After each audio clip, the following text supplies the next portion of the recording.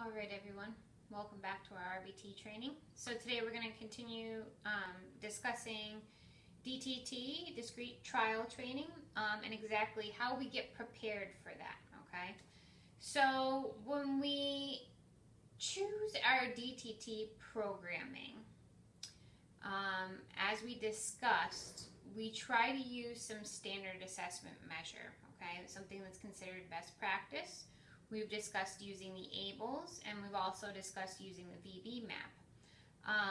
However, there are a few other things that we want to take into consideration that might also influence our programming choices. So some of those things are that might come across for the behavioral analyst on the case or the teacher. I want you to kind of think about these pre-planning meetings. So let's hypothesize that we're getting a new student. What typically happens before that student walks into the classroom, right?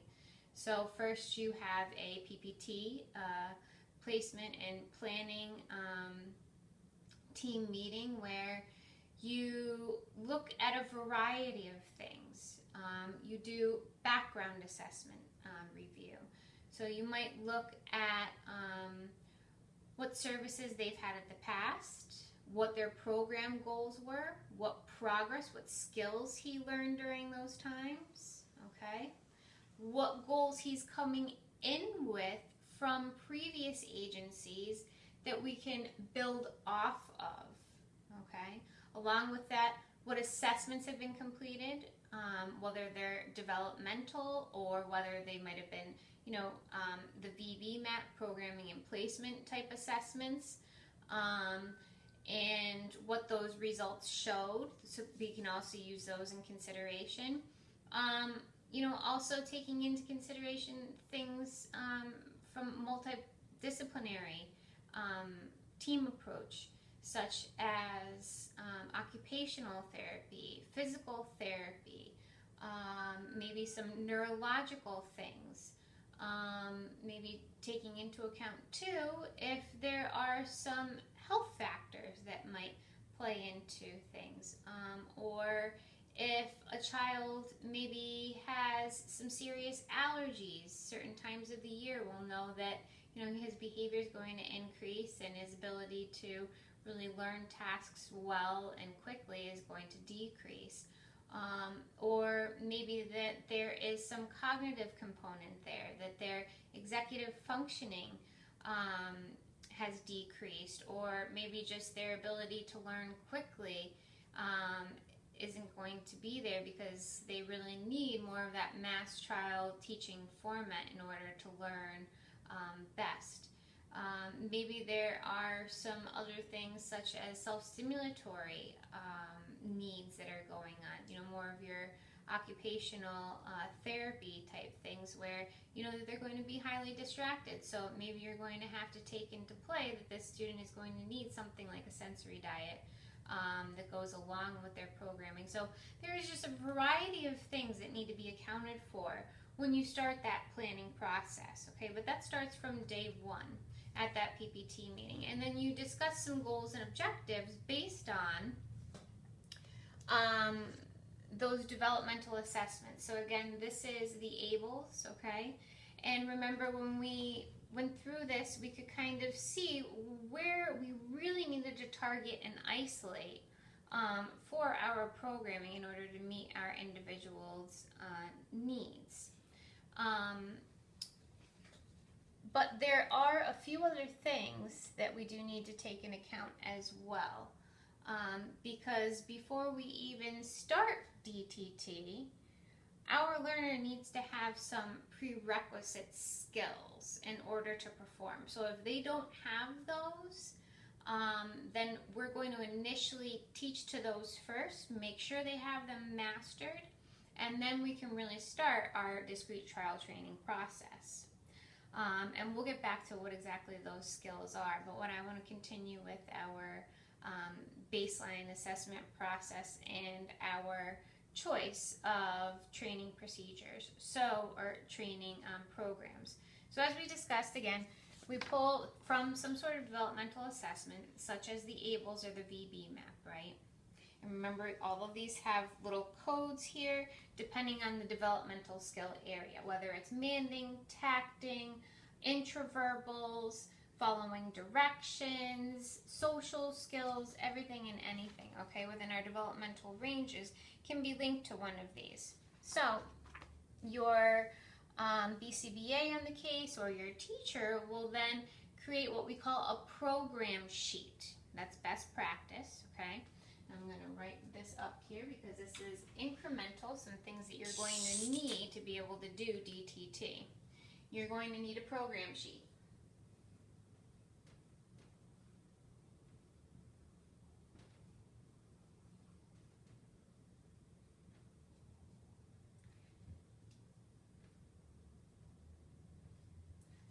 Program sheet is going to provide you with a lot of crucial information that you're going to need to do your direct training procedure.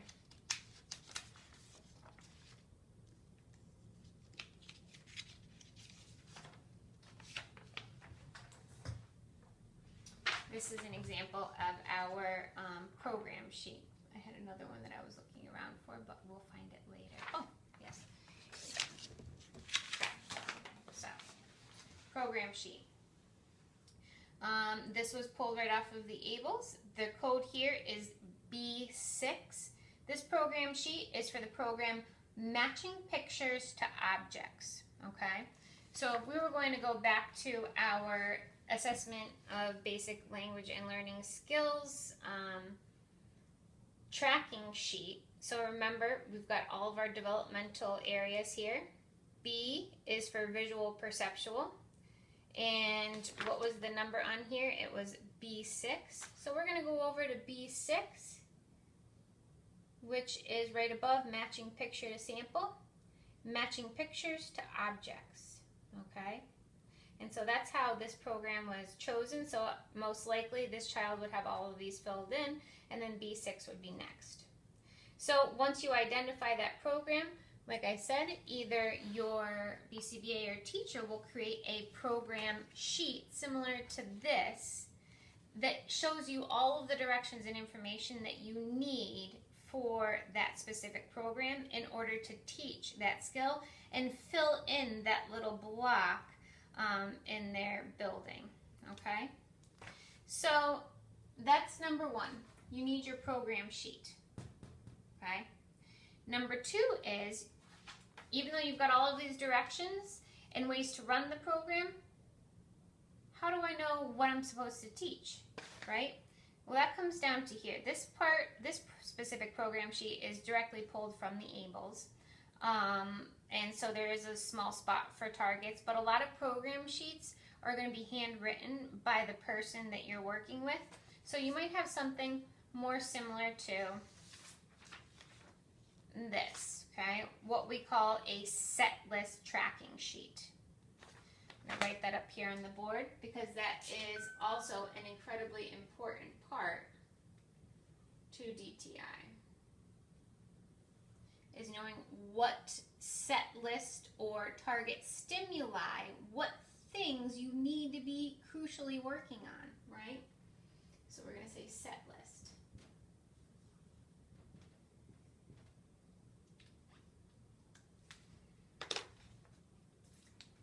Certain assessments, like the ABLES, all the way in the back of the assessment will have set lists that are already written out for you so that you can just go through and check off if that individual does or doesn't have it.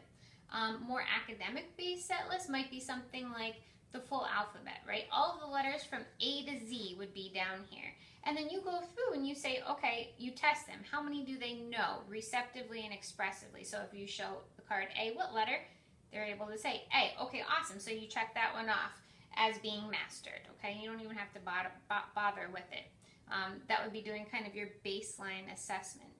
And then you would go through for all of the letters, or maybe if it was numbers or sight words, right? All of those things. And so those are your sets of information that you expect them to learn.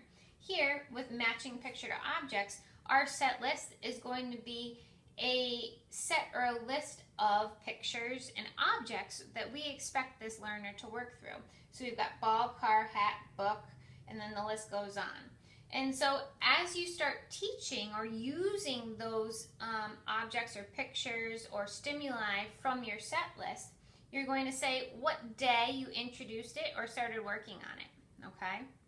And that should directly correlate to your data sheet. This is our graph that shows and demonstrates data from your data sheet. And remember, there's a variety of different data sheets that you could be using, okay? This is more of your mass trial data sheet. So our program would be the number. So we've got some examples of programs here.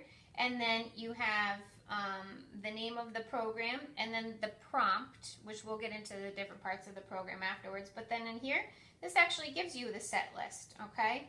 So for example, here we have D2, which is imitation of actions.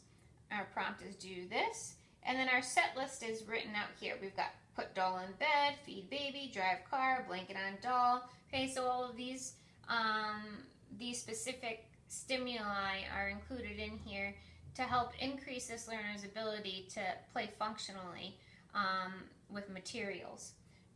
But so then next to it, you've got your trials 1 through 10, right? Frequency data. How often are they accurately able to respond or follow the direction, do this, okay? And so then once this data is filled in, then it gets recorded on our graph, right? According to the set list. And so our set for match to picture and object, remember, we've got this set list as well. Luckily this one, our graph has a handy set list down here that we can use as a cheat sheet too to be able to mark for the key. But our initial one was on 6-2, ball and car. They did wonderful. And then remember we used this previously to talk about how we needed to catch this a little bit further because this student was not making progress for far too long. But then their second stimuli that they were working on was hat and book. And we could see how well they were making progress with that. Okay? So we've got our set list. Number 3, as we just saw, an integral part of what you're going to use is a data sheet.